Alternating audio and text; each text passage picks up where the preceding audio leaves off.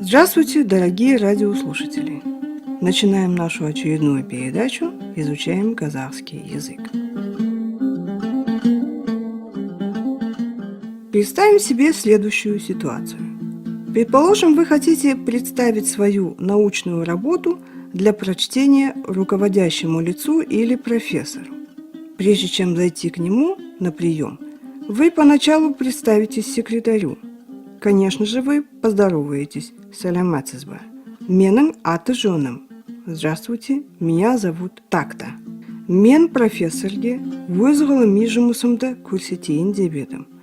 Я хотел бы показать свою научную работу профессору.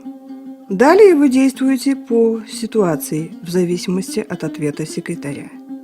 При позитивном ответе вы заходите в кабинет профессора. Вначале поздоровайтесь, представьтесь. Оговорите место своей работы. Также необходимо сказать профессору, какое учебное заведение вы закончили. Предположим, менің жұмыс істейтін орным. Я работаю там-то. И место учебного заведения. Мен университетте оқып, соның қасындағы аспирантураны бітіргенмін. Я закончил университет и аспирантуру при нем. Следует также оговорить, на каком языке вы писали свою работу. Предположим, на русском.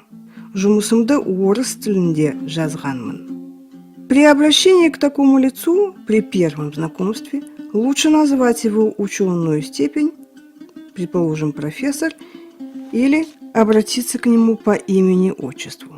Обращение «ага» при первом знакомстве с таким лицом будет несколько неуместно, так как оно предполагает более близкие и сформированные отношения.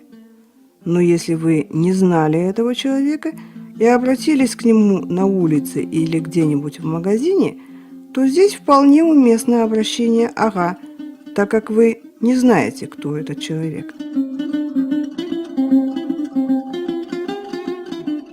И только после неоднократного посещения профессора, в зависимости от реакции на вашу работу, вы можете обратиться к нему «ага». Здесь существует немало тонких и деликатных моментов, где вы должны прислушаться к своей интуиции. Итак, мы заканчиваем на этом нашу передачу. До новых встреч! С вами была Салтанат Ермекова.